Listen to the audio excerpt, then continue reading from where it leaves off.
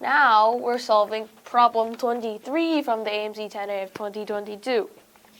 Isosceles trapezoid ABCD, I draw it here, has parallel sides AD and BC, with BC is less than AD and AB is equal to CD. These two are equal. There is a point P in the plane such that PA is 1, PB is 2, PC is 3, and PD is 4. What is BC over AD? Okay, so I already drew point P here. This is 1, this is 2, this is 3, and this is 4. So we were given that this is an isosceles trapezoid. So isosceles. We'll care about that later, but for now, let's just draw some stuff here. Well, first, we can make this a right angle coming from point P. We can draw this line, right angle. This small length can be X and Y. Similarly, we can draw this line up here. Let's see what variables we haven't used yet. Well, anyways, let's just, do this. So this is X, this is Y. We can set this height to be Z. Well, let's just do this. Let's just this height to be E, F, and G.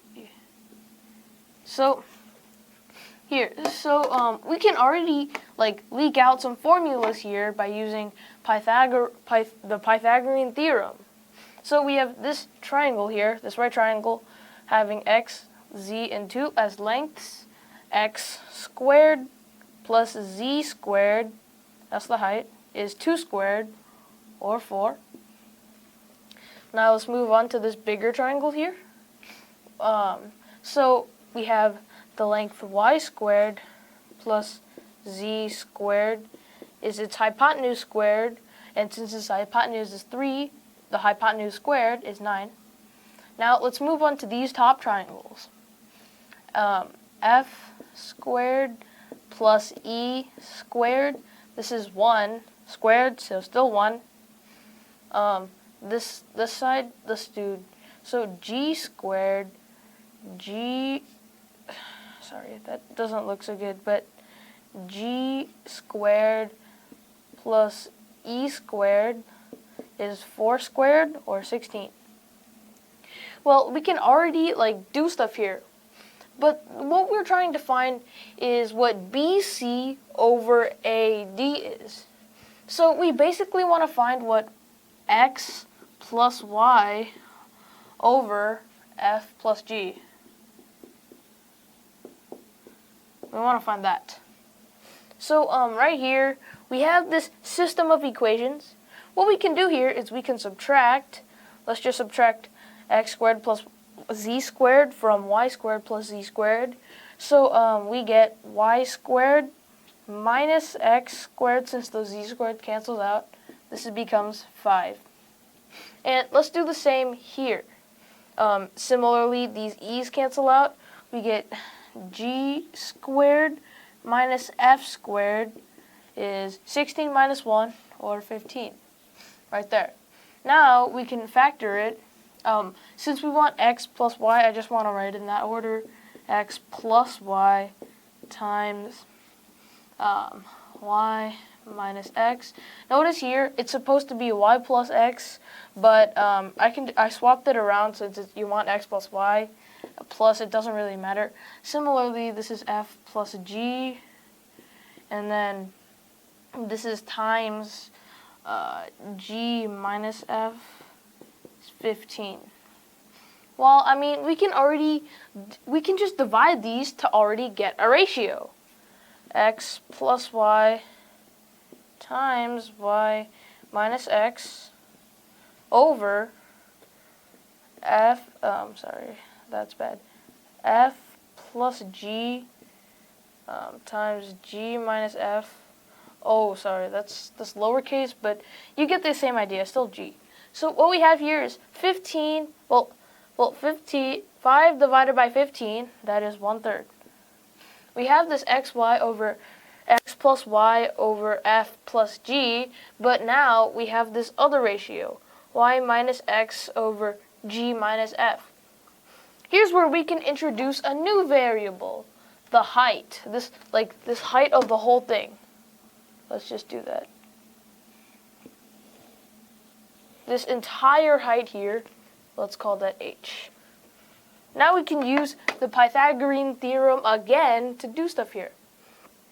Well, here we notice that this ginormous side is a g, and, well, this is y.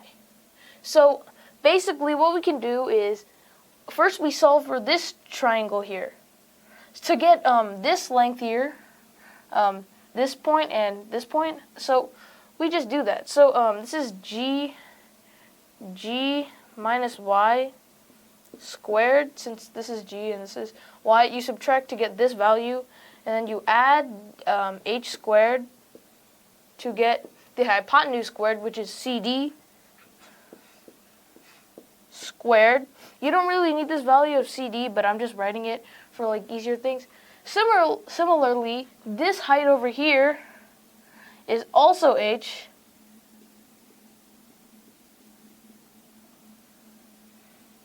That height is also h.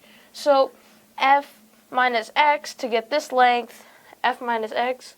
So f minus x squared to get that length, and then add h squared, you get ab squared. Now, why is this important? We were given earlier that these two sides are equal. So these cancel. What we get is g minus y squared is equal to f minus x squared. Well, since we can square root both sides, we get g minus y is equal to f minus x. Well, but you might now be saying, hey, why don't we consider that negative value? Well, this is essentially geometry, so like negative values can happen. So anyways, we want to get these values. So once we just swap these around, I guess, you get, so you move this y over here, and then this g over here. So let's see here. You get y minus x, sorry, it's not that side, but g minus f, g minus f is equal to y minus x after you move things around here. So therefore y minus x over g minus f is 1. So basically that means that this is not a thing anymore. So we have our answer, x plus y over f plus g. That is 1/3.